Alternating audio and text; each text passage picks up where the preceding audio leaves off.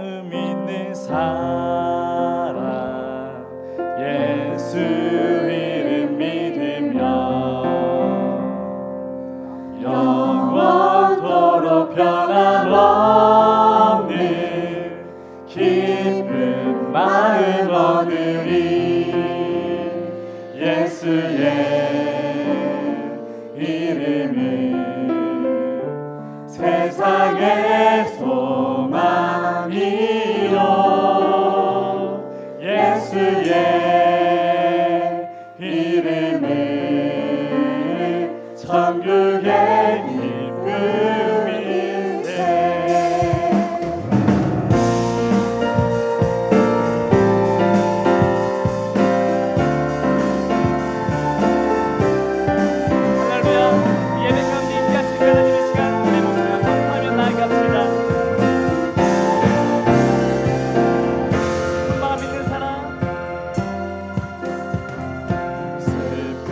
마음 있는 사람 예수 이름 믿으며 영원토록 변함없는 기쁜 마음 고백하시겠습니다. 슬픈 마음 있는 사람 슬픈 마음 있는 사람 예수 이름 믿으며 영원토록 변함없는 기쁜 마음 얻으리.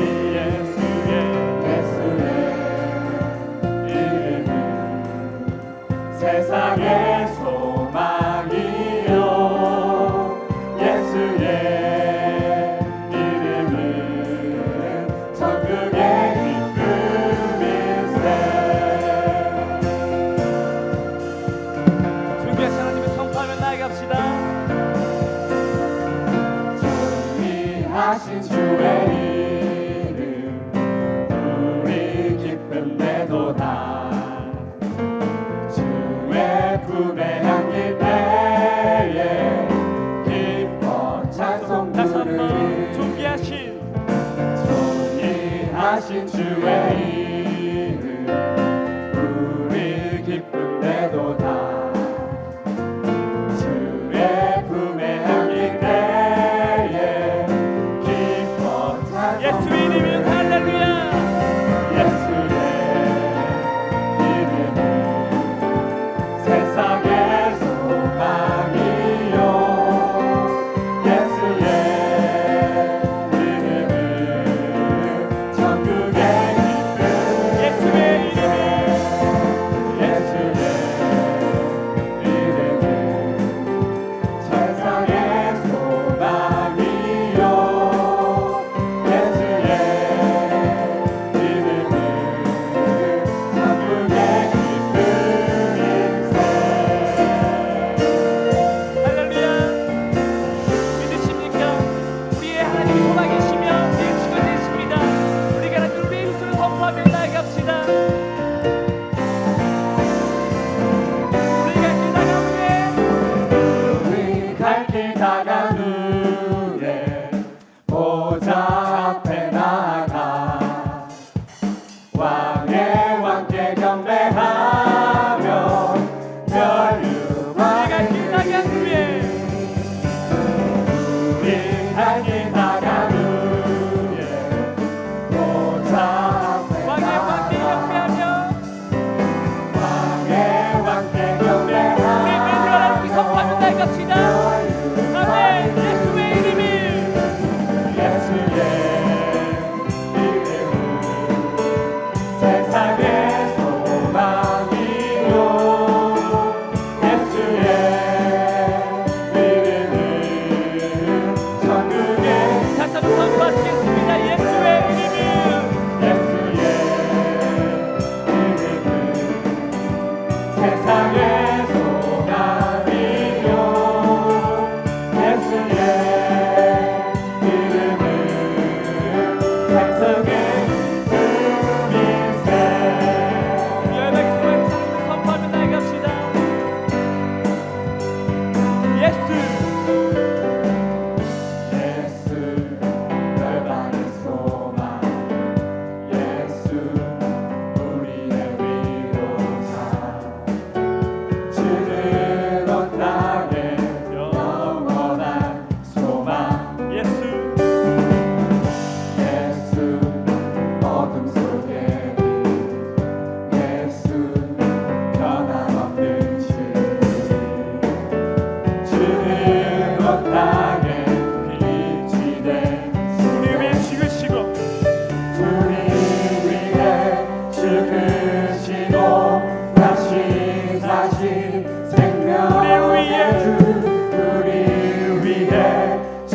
죽으시고 다시 사신 우리 위해 죽으시고 다시 사신 우리 위해 죽으시고 다시 사신 선포합시다. 주님만이 소망이십니다.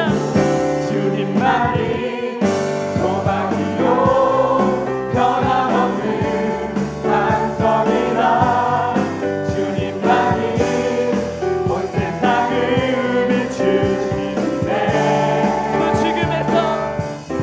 죽음에서 부활하신 우리 구주 평강의 왕 주를 믿는 모든 자의 소망 다시 한번 선포하시겠습니다. 주님만이 소망이요 변함없는 반석이라 주님만이 온 세상을 비추시네 또 죽음에서 또 죽음에서 부활하신 우리 구주 평강의 왕 주를 믿는 모든 자의 소망 주를 믿네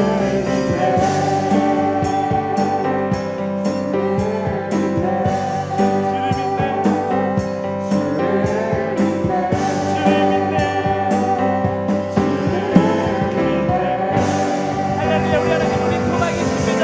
우리 위로도 되십니다. 하나님 사랑하며 나아갑니다. 아멘.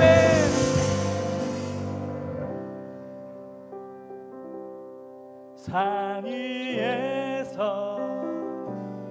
계곡까지 우리 찬양 울리네 하늘에서 열방까지 우리 노래 가득하네 선포하시겠습니다. 산 위에서 산 위에서 계곡까지 우리 찬양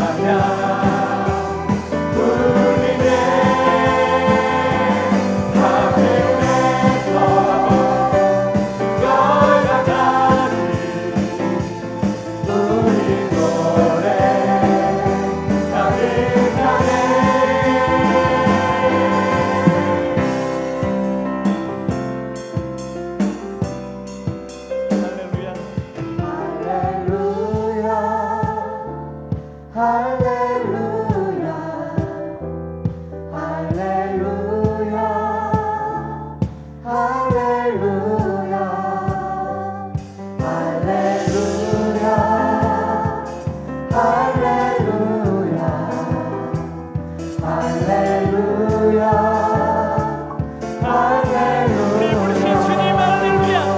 할렐루야 할렐루야 할렐루야 우리를 인도하시는 주님 할렐루야. 할렐루야 할렐루야 할렐루야 할렐루야 우리 모습을 감사합니다.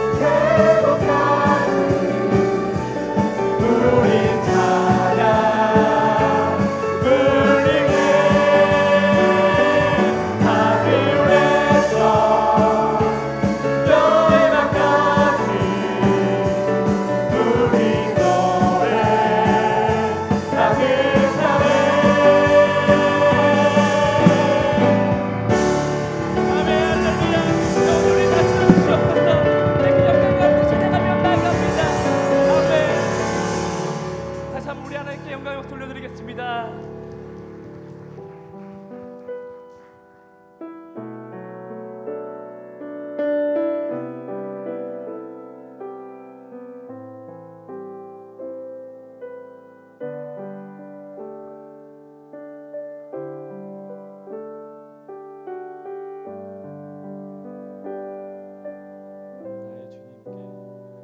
나의 주님께 찬양 드리며 그 크신 사랑 주 인생 감사해. 어둠 속에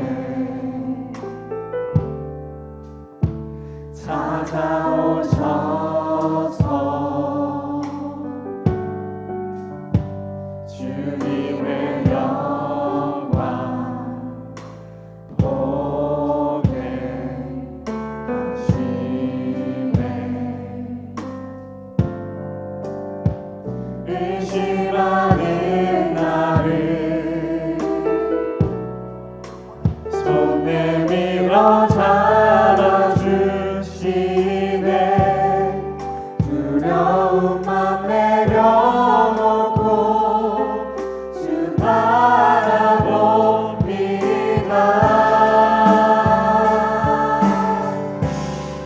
주님을 보게 하소서. 나를 붙드소서.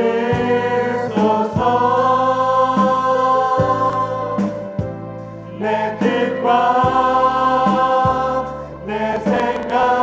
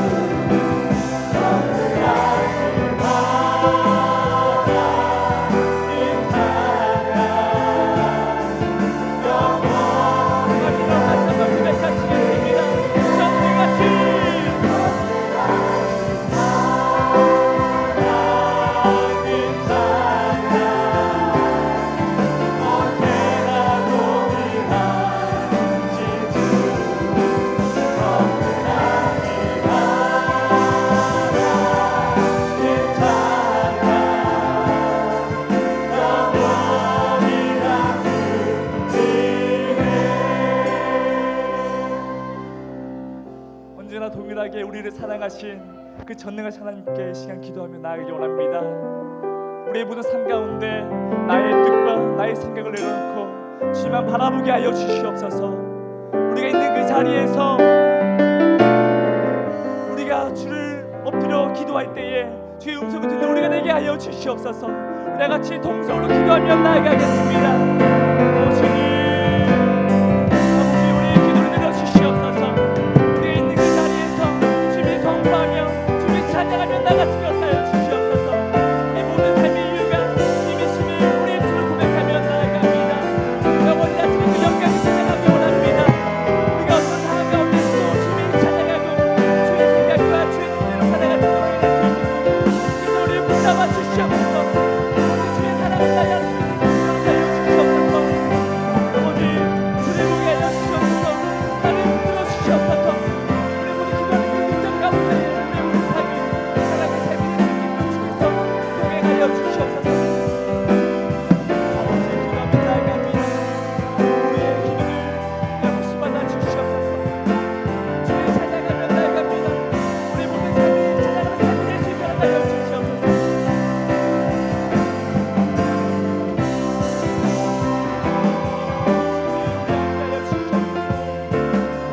나의 모든 생각, 나의 모든 일을 주께 내려놓고 주님만 복만 받아 나아갈 수 있도록 도와주시옵소서.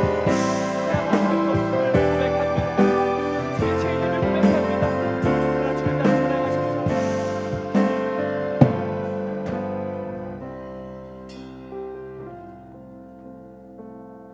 길이요 진리요 생명이신 아버지 하나님, 주님의 그 크신 십자가의 은혜와 사랑을 진실로 감사와 찬송을 올립니다.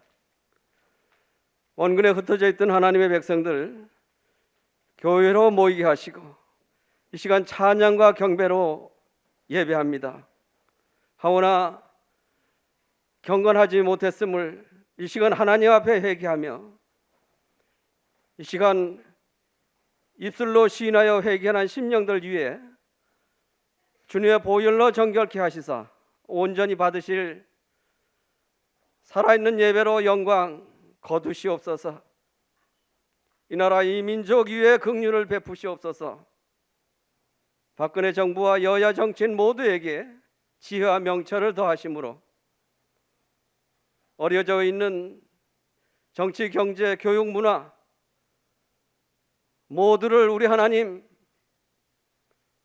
일하는 이정자들 위해 함께하여 주셔서 어려운 매듭들 하나하나 잘 풀어가도록 우리 하나님이 인도해 주시기를 원합니다. 저 북한 김정은 지도자, 굶주린 백성들 배고픔을 해결하는 지도자 되게 하시고 핵과 미사일로부터 노임을 받는 국민을 위한 지도자로 서갈 수 있도록 우리 하나님이 함께해 주시옵소서. 안산제일교회 사랑하시사 부흥하게 하시고 담임 고훈 목사님 안식 중에 계신데 신원의 강건하심과 성령 충만하시고 아름다운 은퇴 마무리가 잘 되도록 주님이 그 사역 위에 복내려 주시기를 원합니다. 후임 허연 목사님 귀한 재단으로 보내주셨사오니 사도 바울의 영성으로 우리 하나님이 가장 큰 목자로 쓰는 안산제일교회 다시 한번 반석 위에 세워지는 부흥이 있도록 우리 하나님이 귀한 종을 사용하여 주시옵소서. 당해로부터 영화부에 이르기까지 은혜의 장중에 붙들어 주시사 열정과 헌신과 전도를 통하여 3만 교회 이루게 하시고 1만 구자 성실히 수행하여 봉헌을 앞당기는 하나님의 귀한 은총만 있기를 간절히 바라고 원합니다. 본교단 총회 100일의 총회를 귀한 재단에 허락하셨사오니 우리 모두가 기도하며 잘 준비하여 교회가 이때의 연합과 일치를 통한 다시 한번 교회가 부흥하는 역사를 이루도록 잘 준비하여 아름다운 성총회로 전국의 소문난 교회로 아름다운 총회 되기를 간절히 기도합니다. 하나님, 이 시간에도 귀한 말씀을 삼하여 갈급한 심령위회와 특별히 복음으로 살려고 애쓰는 청년보위에 우리 하나님 함께해 주시기를 간절히 바라고 원합니다. 우리 오평택 목사님을 중심으로 하여 위원장님, 부장님, 모든 임원, 또한 1, 2, 3청 부하 공동체 이르기까지 우리 하나님이 일일이 간섭하시고 주장하심으로 계속해서 부흥해가는 청년위원회로 우리 하나님 축복해 주시기를 간절히 바라고 원합니다. 이 시간 하나님 앞에 간구하는 기도의 제목들 많이 있습니다. 너무도 이 시대에 청년들이 아픔과 고통과 여러 가지 슬픔에 있는 이들이 있습니다. 특별히 취업으로 인해서 너무 힘듭니다. 답답한 심령도 있습니다. 또한 입시를 준비하는 여러 가지 기도 제목들, 특별히 결혼의 문제, 이런 문제들을 안고 나온 귀한 심령들 위해 우리 하나님 이 시간 찾아주시옵소서, 만나주시옵소서. 하늘문을 여심으로 모든 우리의 기도의 간구가 오늘 말씀을 통해서 모두가 응답되어지는 역사, 감동되어지는 귀한 말씀으로 오늘 저희들 은혜 받게 하여 주시옵소서. 귀한 단위의 허연 목사님 서십니다. 그 입술을 주장하시고 권세를 허락하심으로 성령의 두루마리를 입혀 주시옵소서. 말씀을 선포할 때에 우리의 심령들이 다시 한번 깨어나게 하시고 만나를 통해서 다시 한번 거듭나는 귀한 말씀의 은혜만이 있기를 간절히 사모하고 기도합니다. 오직 저희들의 심령이 하나님이 기뻐하는 믿음으로 날마다 전진해 갈 수 있도록 저희들을 복내려 주시옵소서.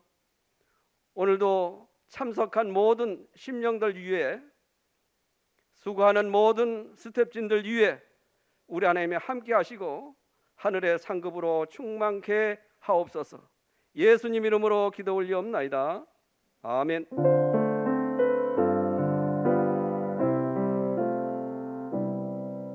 하나님께서 오늘 우리에게 주시는 말씀은 욥기 6장 1절에서 7절까지의 말씀입니다. 구약성서 765페이지에 있는 욥기 6장 1절에서 7절까지의 말씀입니다. 이 말씀을 제가 봉독해 올리도록 하겠습니다. 욥이 대답하여 이르되 나의 괴로움을 달아보며 나의 파멸을 저울 위에 모두 놓을 수 있다면 바다의 모래보다도 무거울 것이라. 그러므로 나의 말이 경솔하였구나. 전능자의 화살이 내게 박힘에 나의 영이 그 독을 마셨나니 하나님의 두려움이 나를 엄습하여 치는구나. 들나귀가 물이 있으면 어찌 울겠으며 소가 꼴이 있으면 어찌 울겠느냐. 싱거운 것이 소금 없이 먹히겠느냐.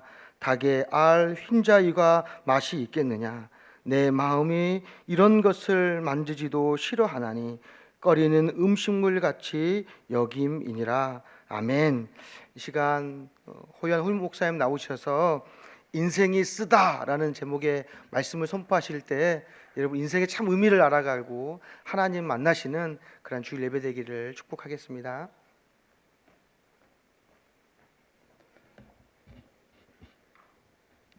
안녕하세요. 네, 반갑습니다. 2주 만에 뵙네요. 다들 지난 한 주 동안 평안하셨어요? 네. 저는 지금 작년 예배 때에는 욥의 말씀, 욥기 말씀을 계속해서 읽고 있는데 이게 이제 이어지는 말씀이다 보니까 청년 예배하고는 한 주 쉬었다 오고 또 한 주 쉬었다 오고 이렇게 되니까 아마 조금 연결이 잘 안 될 수도 있겠다라는 생각이 듭니다. 지난주에는 어떤 말씀을 나눴냐면 욥이 독백을 했던 이야기를 아마 제가 2주 전에 여기서 함께 나눴던 것 같아요. 욥기 3장 이야기를 나눴는데 지난주에는 그 욥의 독백을 듣고 난 다음에 친구들 중에 엘리바스, 빌닷, 소발이라는 친구 중에 엘리바스가 제일 먼저 욥에게 충고를 합니다. 훈계를 하는 거예요. 네가 뿌린 대로 거둔 거다. 네가 심은 대로 거둔 거다. 이런 원리를 가지고 욥을 비난하고 빨리 회개하라 이렇게 하나님 말씀을 빙자해서 엘리바스가 주장을 해요. 여기에 대해서 이제 욥이 어떻게 반응하느냐 그 이야기가 오늘 읽은 본문을 시작으로 해서 6장과 7장에 소개되고 있습니다. 엘리바스라는 친구의 이야기를 들은 다음에 거기에 대한 욥의 대답, 그게 오늘 우리가 나누려고 하는 상고하는 내용입니다. 자, 그럼 엘리바스의 충고를 들은 다음에 욥이 뭐라고 이야기합니까? 제일 먼저 2절에 이렇게 기록되어 있습니다. 함께 읽어볼까요? 6장 2절. 나의 괴로움을 달아보며 나의 파멸을 저울 위에 모두 놓을 수 있다면, 여기 사용된 괴로움이라는 말은 분노 또는 화 이런 말입니다. 그러니까 내 분노나 화나 또는 파멸 이런 것들을 저울에다가 올려보면 얼마나 무겁겠냐 이렇게 묻는 겁니다. 3절에는 그 양이 어느 정도 된다고 말하냐면 바다의 모래를 모두 합친 것보다 더 무겁다 이렇게 표현을 해요. 그러니까 내가 겪은 이 어려움들 또 분노, 화 이런 거를 무게로 측정을 하면 그 무게가 바다의 모래를 다 합친 것보다 더 무거워질 것이다 이렇게 묻죠. 자기 인생의 그 무게가 그렇게 무겁고 또 맛으로 비유하면 이 인생이 너무 쓰다는 겁니다. 그 이야기가 4절에 이렇게 표현이 되어 있습니다. 전능자의 화살이 내게 박힘에 나의 영이 그 독을 마셨나니 하나님의 두려움이 나를 엄습하여 치는구나. 이 욥이 하는 말인데 하나님께서 자기를 마치 그 양궁의 관역처럼 세워놓고서 자기를 향해 화살을 막 쏘신다는 거예요. 그런데 이 화살에 독이 묻어 있어서 그 화살을 맞고 나니까 내가 독에 오염되었구나. 그래서 쓰다는 겁니다. 그런 상황이다 보니까 자기가 울 수밖에 없는 거죠. 독에 중독이 되니까 얼마나 아프겠어요? 5절에 보면 그래서 그거를 들나귀가 풀이 있었더라면 또 소가 꼴이 있었더라면 울지 않았을 것이다. 그런데 나는 하나님께서 모든 달콤하고 맛있는 음식을 다 빼앗아 가버렸다.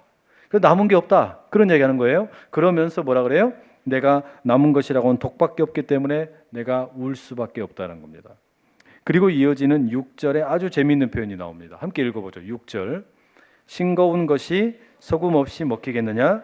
달게 알 흰자위가 맛이 있겠느냐?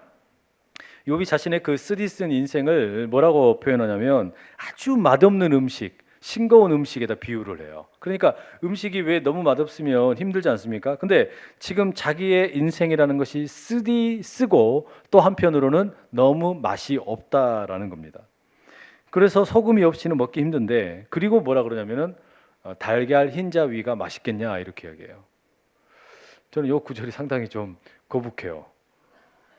왜냐하면 나는 흰자위가 더 맛있는데 노른자보다 흰자위가 더 맛있는데 욥은 달걀 흰자위가 더 맛이 없나 봅니다. 그러니까 이게 사실은 구약 성경 그 히브리어로 된 성경으로 봐도 이 말의 뜻이 정확히 뭔지를 좀 파악하기가 어렵습니다. 여하튼 여기서 말하려고 하는 확실한 건 뭐냐면 욥이 자기 인생이 맛이 없다는 거예요. 자기 인생이 너무 쓰다는 겁니다. 그거 지금 이야기하고 싶어 하는 거예요. 왜 지금 엘리바스라는 친구가 이야기한 걸 듣고 나서 이야기를 제일 먼저 하겠어요? 엘리바스 너는 모른다. 내가 얼마나 힘든지 모른다. 내 고통이 얼마나 큰지도 모르고 네가 지금 나에게 와서 떠들고 있는 거다. 이거 말하는 거죠. 내 고통의 무게를 재면은 바다의 모래 다 합친 것보다 무겁고 그리고 내 인생은 저 전능자의 화살을 맞아서 너무나 악독한 쓰디쓴 것만 남아있다. 달콤한 것이라고는 없다. 이렇게 이야기하는 거 아닙니까? 여러분, 우리 청년 여러분들 또 여기 예배하러 오신 여러분들 계실 텐데 여러분은 지금 인생의 맛이 어떤 맛이세요? 달콤합니까? 황홀합니까? 아니면 좀 짭조름합니까? 신맛이에요? 아니면은 뭐 맵습니까? 아니면은 싱겁습니까? 또는 쓰디습니까? 저는 이제 목회자로서 기도할 때 꼭 기도하는 것 중에 이런 기도합니다. 우리 성도분들의 그 인생의 맛이 너무 쓰지 않았으면 좋겠다, 이런 기도를 드리곤 해요. 그 지금은 고인이 된 김광석이라는 가수가 있죠. 이분이 부른 노래 중에 너무 아픈 사랑은 사랑이 아니었음을, 이런 제목의 노래가 있어요. 집에 가서 한번 들어보시죠. 이게 무슨 이야기냐면은 이게 웃긴 이야기인가요? 너무 아픈 사랑은 사랑이 아니었음을, 이게 뭐냐면 너무 아프면, 너무 고통스러우면 사랑도 사랑처럼 느껴지지 않는다는 거예요. 그런 노래의 가사입니다. 근데 이게 인생도 마찬가지란 말이에요. 내가 너무 고통스럽고 너무 아프면 이게 신앙이 신앙처럼 느껴지질 않는 겁니다. 자기 인생에 너무 고달픈 일이 많아지게 되면은 뭐 하나님이니 교회니 예배니 예수님이니 다 하나도 안 들리게 된다는 말이에요. 그래서 기도하게 되는 게 너무 아프지 않았으면 좋겠다, 너무 고통스럽지 않으면 좋겠다, 이런 기도를 하게 되더란 말이죠. 지금 이게 욥의 마음이에요. 욥의 마음이 그런 거예요. 난 지금 너무 힘들다, 너무 고통스럽다. 그러니 이런 욥에게 지금 필요한 게 뭘까요? 14절에 이런 표현이 나옵니다. 함께 읽어볼게요. 14절. 낙심한 자가 비록 전능자를 경외하기를 저버릴지라도 그의 친구로부터 동정을 받느니라. 낙심한 자, 마음이 힘들어서 낙심하게 된 사람이 전능자를 버릴지라도, 그러니까 하나님을 예배하는 것을 잠깐 포기한다 할지라도 힘을 얻을 수 있는데, 어디서 얻냐면 친구로부터 힘을 얻을 수 있게 된다, 이런 이야기예요. 그러니까 지금 욥이 뭐라고 이야기하는 겁니까? 내가 이렇게 어려운 일을 만났지만 나에겐 친구가 필요한데, 그 이야기하는 거 아니에요. 자기에게 지적하는 친구 말고 진짜 친구가 필요하다는 것이고, 나를 가르치려는 친구 말고 나를 이해해 줄 수 있는 친구가 필요하고, 내가 이야기할 때 끼어드는 친구가 아니라 침묵하면서 기다려주는 친구가 필요하고, 나에게 설교해 주는 친구가 아니라 내 숨결을 느껴줄 수 있는 그런 친구가 필요하다. 지금 욥의 이야기가 그런 이야기예요. 난 친구가 필요하다는 거예요. 근데 욥이 보니까, 엘리바스라는 이 친구의 이야기를 들어놓고 보니까 욥이 너무나 한탄스러운 겁니다. 15절에 뭐라고 비유하냐면, 이 친구들의 우정이라는 것이, 친구들의 이 동정심이라는 것이 마치 이 광야의, 이 사막의 개울물 같다라는 거예요. 비가 오면 그냥 철퍼덕 물이 좀 있는 것 같은데 해 뜨고 나면 다 말라버리고 흔적도 없이 사라져버리는 것처럼, 결국에 그런 흔적이 없어서 목마른 광야의 행상들이 갈증을 느끼다가 실망하게 되는 것처럼 지금 욥의 마음이 그런다는 거예요. 내 친구들의 우정이라는 것이 이렇게도 천박한가, 이렇게도 얇은가, 이런 생각 때문에 뭐예요? 절망하고 있는 겁니다. 낙심하는 거예요. 여러분, 욥이 지금 친구들에게 뭔가 큰 걸 기대한 게 아닙니다. 자기 힘들 때 옆에 그냥 있어주면 되고 자기 이야기만 들어주면 돼요. 그런데 가만히 있으면 될 건데 와가지고 친구들이 뭐라 그래요? 자꾸 자기의 고통당하고 어려워하는 것을 비난하는 거예요. 아파하는 것을 비난하고 어려워하는 것을 오히려 욕하는 겁니다. 회개하라고 말하는 거예요. 그만큼 지금 여러분, 이 욥이라는 이 사람이 엘리바스의 말에 의해서 대단히 커다란 충격을 받은 거죠. 이런 마음의 충격이 너무 크니까 뭐라고 말합니까? 심지어 27절에 이렇게 말해요. 함께 읽어볼게요. 27절. 너희는 고아를 제비 뽑으며 너희 친구를 팔아 넘기는구나. 이게 무슨 말이에요? 야, 니들은 꼬락서니를 보니까 인신매매범이다, 이런 얘기예요. 너 인신매매범이구나. 근데 이건 좀 너무 심하죠. 좀 과장된 표현입니다. 뭐 엘리바스가 그렇게 욥에게 충고를 했다 치지만 고아를 팔아 넘길 만한 그런 어떤 잔인한 사람은 아니지 않습니까? 그런데 왜 이렇게 잔인하게 친구들을 묘사합니까? 왜 욥이 지금 엘리바스와 빌닷과 소발 같은 이런 친구들을 인신매매범처럼 이렇게 평가를 합니까? 그 이유가 있겠죠. 그 이유가 뭐냐면, 이 엘리바스라는 친구가 이야기를 할 때 자기 믿음 때문에, 또 자기 신념 때문에, 자기의 신학 때문에 어떻게 하는 거예요? 힘들어하고 죽어가고 있는 자기를 오히려 더 짓밟고 더 죽이더라는 거예요. 여러분, 이게 우리 그리스도인들이 좀 본받아야 될 내용입니다. 죽어가는 친구를 짓밟아라는 이야기가 아니고, 이게 아주 가슴 아픈 지적이 되는 거예요. 우리가 때로 이런 경우가 참 많아요. 아픈 사람들이 있고, 때로는 그 아픈 것 때문에 분노하는 사람들이 있는데, 그것을 향하여 달려가가지고 하나님을 예배해야 된다, 하나님을 경외해야 된다, 너가 회개를 해야 된다, 이렇게 지적질을 먼저 하는 거예요. 그게 옳으냐 이 말이죠. 그런 사람들에게 필요한 게 뭐예요? 어려워하고 또 절망하고 좌절해 있으면 가서 끌어안아줘야죠. 위로해줘야죠. 이게 더 급선무 아니냐 이 말입니다. 그런데 그리스도인들이 속이 좀 좁아요. 그리스도인들 가운데 속이 좁은 사람들이 있어요. 종종 아픈 사람들, 울고 있는 사람들을 보면은 너무 폭력적으로 말하는 거예요. 너무 이 신앙의 이름을 가지고 판단을 하고 정죄를 하는 겁니다. 힘들어서 울고 있고 또 힘들어서 뭐 이렇게 절망하다가 이제 좀 분노하고 데모 좀 했다고 사람들이 뭐라 그러냐면 그리스도인이 뭐라 그러냐면 손가락질을 하면서 야, 너 종북이지, 너 빨갱이지 이렇게 이야기하는 경우들이 있어요. 그 사람이 왜 힘들어하는지 도무지 헤아려 주지도 못하고 이해해 주지도 못하면서 먼저 뭐 하는 겁니까? 낙인 찍게 하는 거예요. 주홍 글씨를 새기려고 하는 거예요. 뭔가 이유가 있기 때문일 것이고 뭔가 어려움이 있기 때문에 울고 분노하고 데모도 하고 이렇게 할 텐데 그런 거를 헤아리지는 않고 그냥 뭐 하는 겁니까? 도장부터 찍어버리는 거예요. 여러분 이게 얼마나 잔인한 일입니까? 지금 욥이 엘리바스에게 화를 내는 이유가 딱 그런 겁니다. 내 인생에 이렇게 쓴데 나의 이 고난이라는 것의 무게가 바닷가의 모래를 다 모아놓은 것보다 더 무거운데 네가 알기는 아냐? 네가 뭘 안다고 나에게 그렇게 달려들어서 뭐 신문대로 거둔다고? 그따위 소리를 하냐? 이렇게 얘기하는 거예요. 넌 내 친구도 아니다. 그렇게 지금 화를 내고 있는 거죠. 여러분 친구가 있으시죠? 친구가 뭘까요? 제가 이번 주에 교회를 좀 떠나 있었습니다. 혼자서 이 하반기에 우리 교회 목회 뭐 할까, 또 내년에 계획은 어떻게 세울까 그런 거 생각하면서 또 뭐 혼자 기도하기도 하고 또 생각하는 시간도 갖고 그런 어떤 혼자만의 시간을 좀 가졌습니다. 물론 또 이 주일날 설교 준비도 했겠죠. 그러다가 배가 고파서 국수집에를 들어갔어요. 근데 국수집에 들어갔더니 아주 한산하더라고요. 저를 빼놓고는 등산복 차림에 60대쯤 되어 보이는 남자들만 세 분이 계셨어요. 근데 이분들이 부침개 하나 시켜놓고 막걸리를 이렇게 드시고 계시더라고요. 근데 이분들 이야기를 제가 뭐 들으려고 들은 건 아닌데 자연스럽게 아주 크게 목소리를 높여서 이야기를 하셔서 다 듣게 되었어요. 근데 이분들이 무슨 이야기를 하냐? 이 세 분 중에서 한 분이 자기 부부 갈등에 대한 이야기를 하는 거예요. 부부 갈등에 대한 이야기를 거기서 이렇게 하는 겁니다. 그러니까 이 막걸리 한 잔 딱 들어가지고 그냥 벌컥벌컥 마시고는 탁 놓고는 내가 어디서 이런 이야기 하겠어요? 이러는 거예요. 그러면서 마누라랑 내가 성격이 안 맞아도 너무 안 맞아. 맨날 싸운다. 그러다가 내가 결국은 마누라한테 막 욕을 한다. 막 이러고 막 이런 이야기를 막 이렇게 하소연하듯이 막 이렇게 이야기하는 거예요. 그랬더니 그걸 듣고 있다가 한 친구가 옆에 있던 분이 화를 내면서 정색하면서 말하는 겁니다. 야, 너 그러면 안 돼. 네 나이가 몇이냐? 네가 지금 밥 제대로 얻어먹고 살려면 잘해라. 뭐 이렇게 이야기하는 거예요.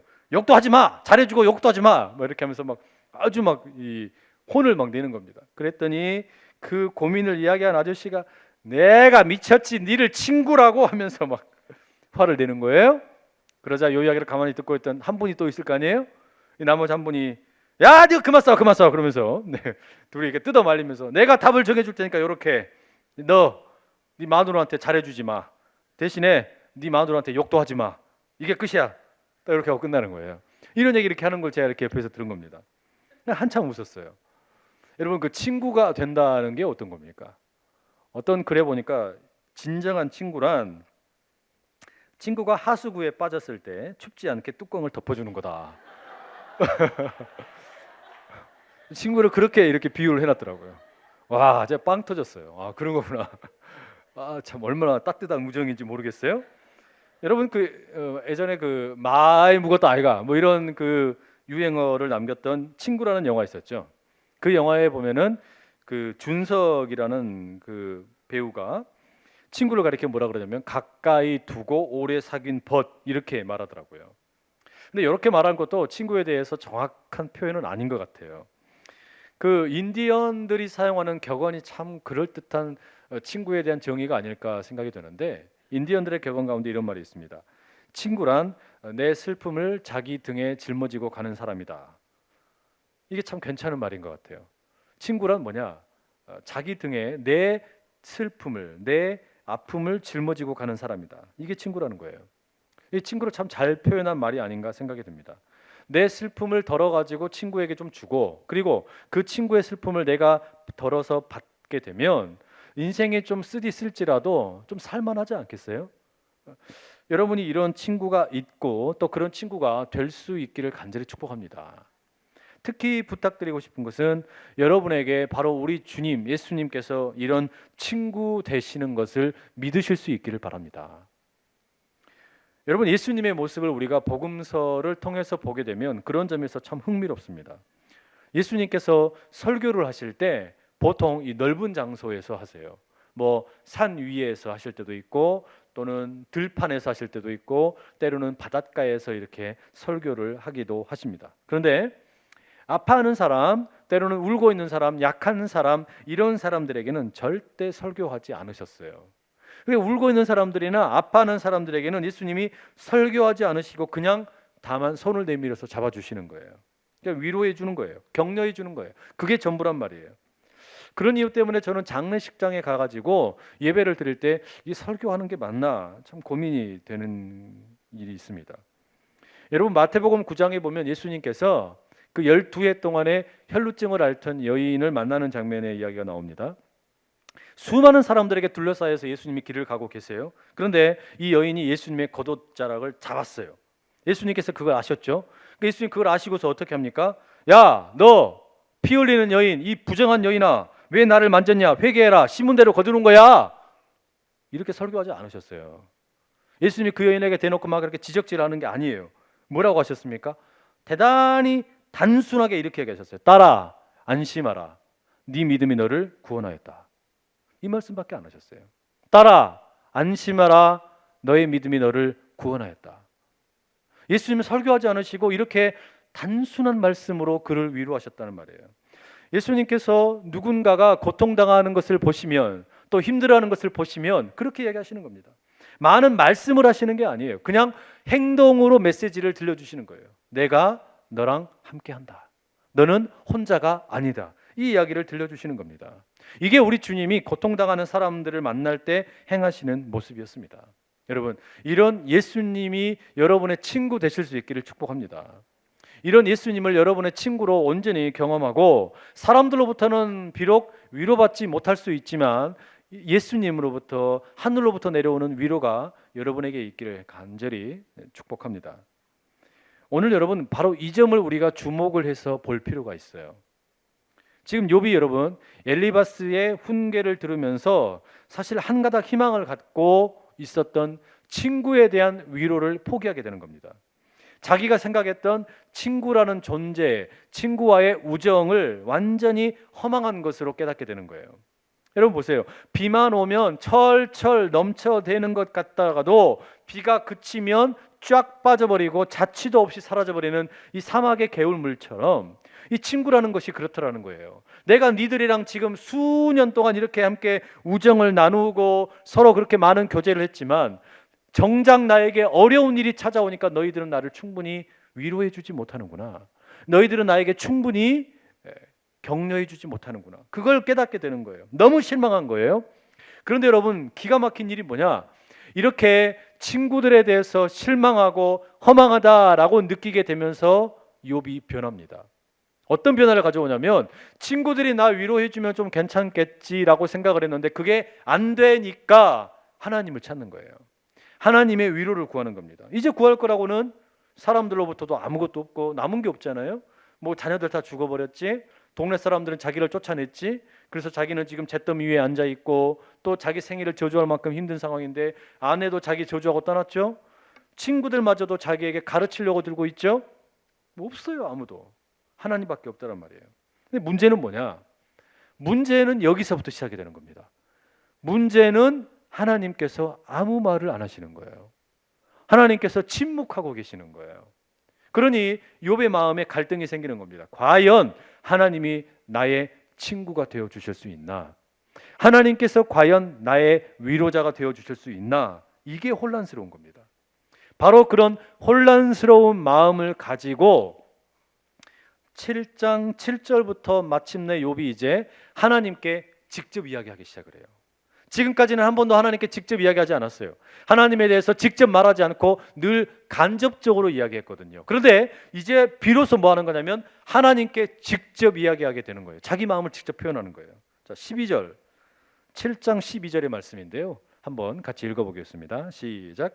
내가 바다니까 바다 괴물이니까 주께서 어찌하여 나를 지키시나이까. 하나님, 내가 바다입니까? 내가 바다에 사는 괴물입니까? 왜 나를 그렇게 지키십니까? 이 지킨다는 말은 감시한다라는 말이에요. 왜 하나님 나를 이렇게 감시하십니까? 그런 표현을 하고 있는 거죠.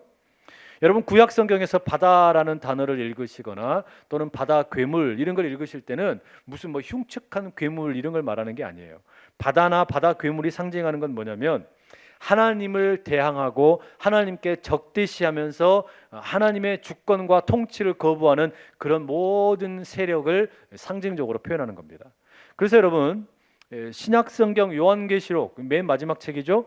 21장 1절에 가면 이런 말씀이 나와요. 함께 읽죠. 또 내가 새 하늘과 새 땅을 보니 처음 하늘과 처음 땅이 없어졌고 바다도 다시 있지 않더라. 예수님께서 다시 오시게 되면 새 하늘과 새 땅이 임하게 되는데 그때 뭐가 없어진다고요? 뭐가 없어져요? 바다가 없어진답니다.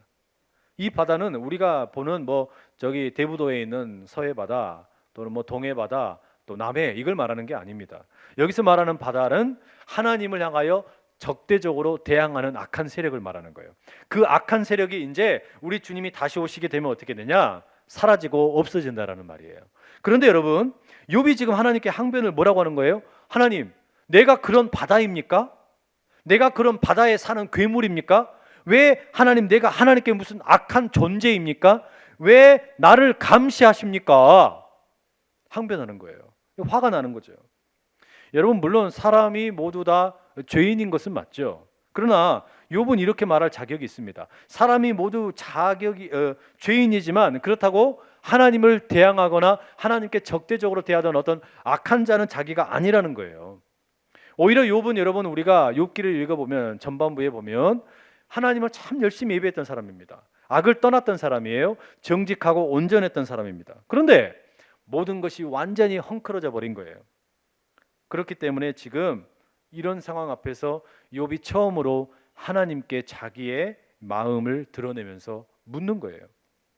자기 마음을 7장 15절, 16절에 아주 적나라하게 직설적으로 이렇게 표현을 해놨습니다.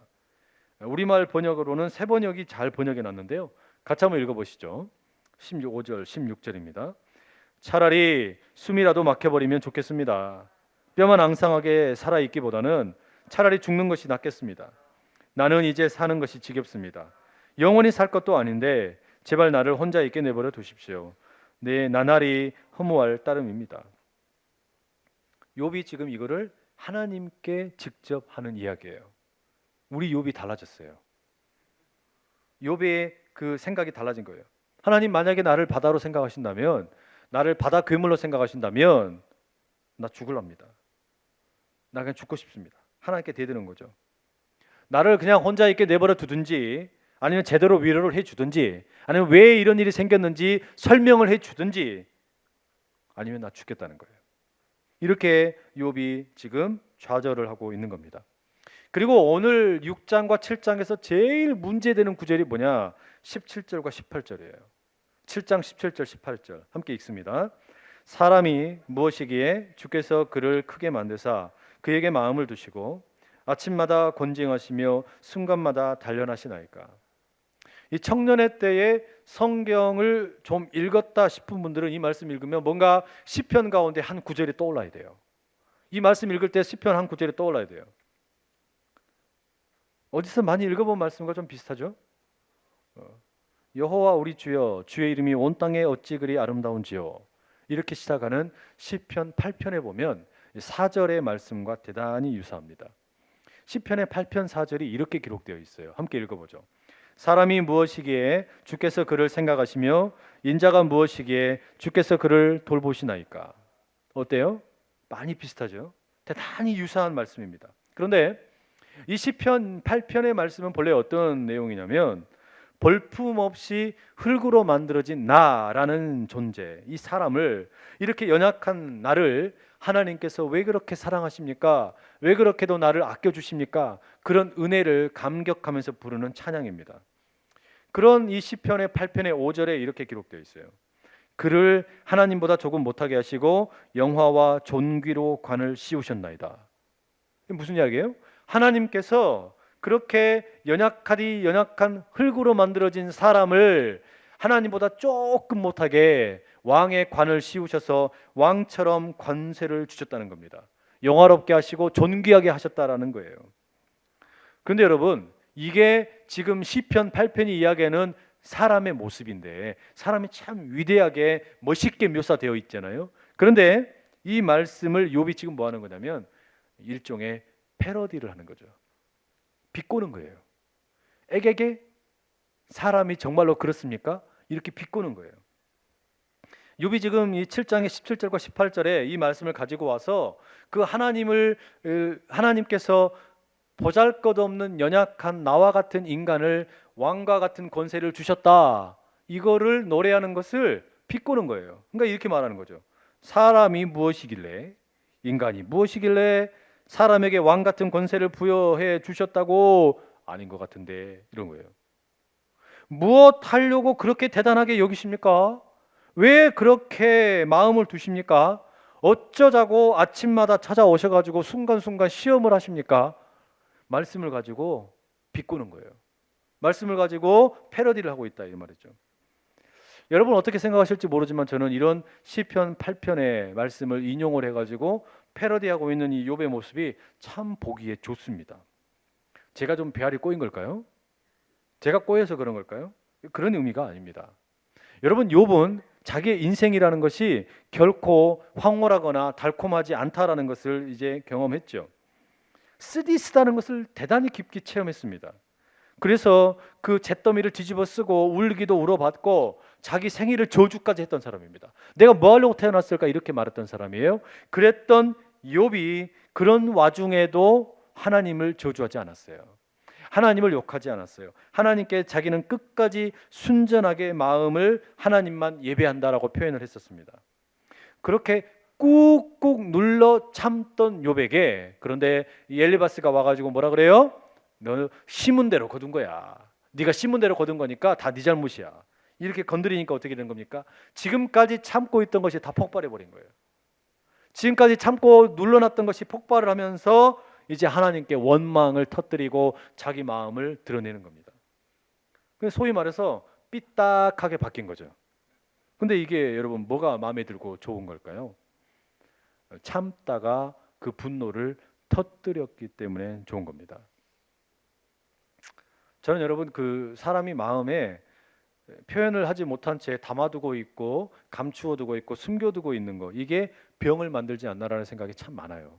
화병이라고 그러죠. 우리말로는 화병이라고 그러잖아요. 이게 오랫동안 누적이 되면 어떻게 돼요? 마음병이 되고, 때로는 그것이 몸으로 나타나면은 뭐 뇌출혈이 되기도 하고, 갑자기 이런 어떤 그 혈관들이 막히기도 하고, 이런 일들이 막 생기는 거예요. 견디지를 못하니까 담아두고 있던 것이 뻥 터져가지고 말이죠. 사람이 그걸 그렇게 그런 분노나 화를 풀지 못하면 결국 자기 자신을 죽이는 겁니다. 안에서부터 병들고 말라버리게 된다, 이런 말이죠. 여러분, 지금 하나님을 향해서 자기의 신앙 때문에 자기 마음을 계속해서 오랫동안 감추어두고 있던 욥이 그거를 지금 이제 어떻게 하는 거냐면 표현을 해버리는 거예요. 이게 중요한 거예요. 그래서 욥의 이 표현이 저는 좋다라는 말입니다. 욥이 지금 말씀을 가지고 와가지고 패러디를 합니다. 어찌 보면은 말씀에 대해서 경외감을 갖지 않고 말씀을 어찌 보면 욕되게 하는 것처럼 보여요. 삐딱하게 보여요. 그래도 괜찮아요. 중요한 건 뭐냐? 내 마음을 표현해 낸다라는 게 중요해요. 내 마음을 있는 그대로 하나님께 보여드리는 게 중요하다는 말이에요. 여러분, 이게 너무 중요해요. 시편의 51편 17절에 이런 말씀이 나옵니다. 함께 읽어보죠. 시편 51편 17절. 하나님께서 구하시는 제사는 상한 심령이라. 하나님이여 주께서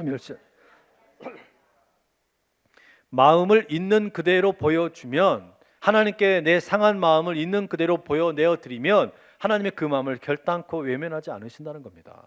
하나님의 그 마음을 그냥 확 내치지 않으시겠다는 거예요. 그거를 받아주시겠다라는 거예요. 그 말 아닙니까? 예수님도 그러셨잖아요.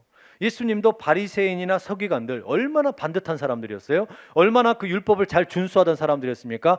허례허식을 잘 지키고 형식적으로 경건의 생활 잘하던 사람들이에요. 그런데 그들을 가리켜 뭐라 그럽니까? 이 독사의 자식들아 그랬어요. 그리고 오히려 마음 아파하고 소외당하고 외로워지고 누구에게도 관심받지 못해서 늘 분노가 쌓여있던 아웃사이더 같은 사람들, 그런 사람들이 자신에게 찾아오는 거 어떻게 하셨습니까? 다 용납하신 거예요. 그래서 예수님의 별명은 세리와 창기들의 친구라고 하지 않았습니까? 그게 예수님의 별명이었을 만큼 예수님은 그런 사람들을 용납을 하신 거예요. 왜요? 그들의 마음에 통회하는 마음, 상한 마음, 그 마음을 예수님은 더 귀하게 보신 거예요. 바울도 이런 이야기를 합니다. 여러분이 할례를 받으려면 몸에다가 할례를 받을 게 아니라 할례는 마음에 받으라고 얘기하는 거예요. 진짜 할례가 뭐냐? 마음의 할례가 진짜 할례라는 거예요. 여러분 이게 무슨 이야기겠어요? 삐딱해도 괜찮아요. 좀 삐딱해지면 어떻습니까? 여러분 인생이 그렇게 달콤할 것 같습니까? 달콤하지 않아요. 결혼하면 막 좋을 것 같죠? 뭐 청년들 결혼도 안 했는데 이게 막 저주하는 말처럼 보이는데 여러분 결혼해도 별로 다를 게 없어요. 청년 때 가지고 있던 고민이 이제 결혼을 하게 되면요 2배로 증폭됩니다. 거기다 애 하나 낳아보세요. 3배, 4배로 커져요. 완전히 토탈리 디퍼런트한 일들이 펼쳐지는 거예요. 이제 완전히 어려운 일들이 이제 펼쳐지는 겁니다. 여러분 그러니까 인생이 그렇게 좋은 일보다는 슬프고 힘든 일이 많은 게 당연해요.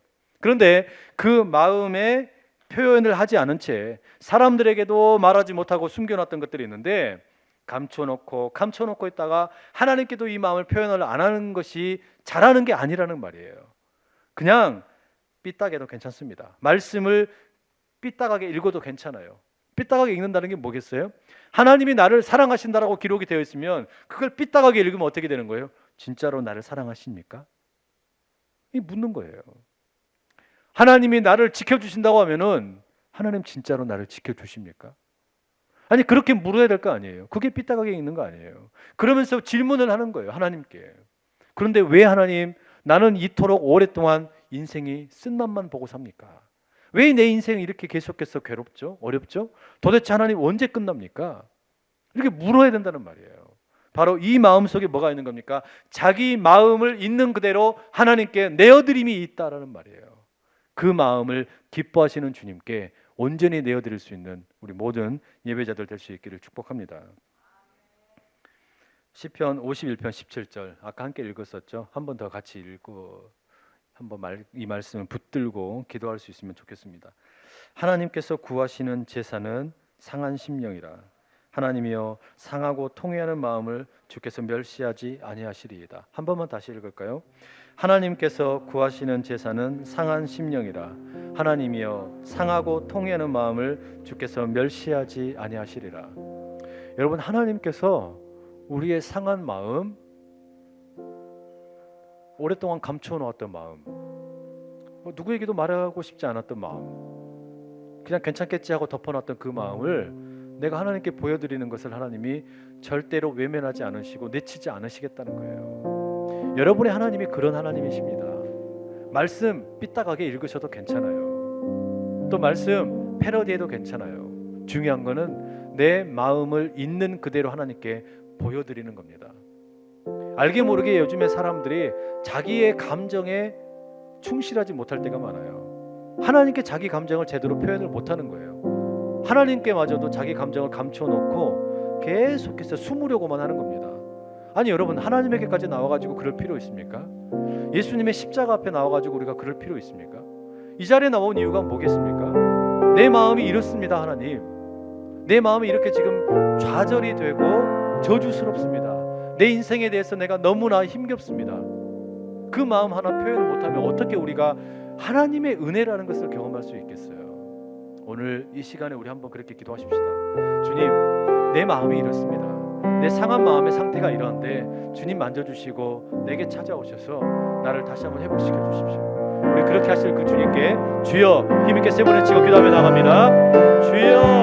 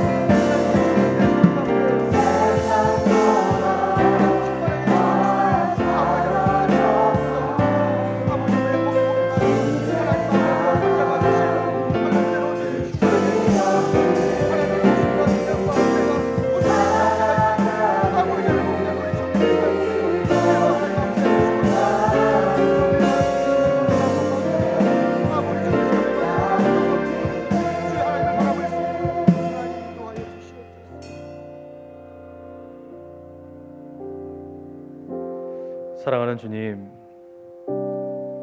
지금까지 오랫동안 눌러놓고 있었던 자기의 마음을 이제 처음으로 하나님께 그 솔직한 마음을 드러내고 조금은 삐딱하게 하나님께 말하는 욥을 봅니다. 주님, 우리도 때로 생명력 없는 경건과 헐의 허식에 빠져서 내 마음을 드러내지 못했던 그런 우리였음을 고백합니다. 주님, 우리를 불쌍히 여겨주시고 상한 심령을 기뻐하시는 그 주님께 담대히 나아가는 우리가 되게 하여 주시옵소서. 예수님 귀하신 이름으로 기도합니다. 아멘.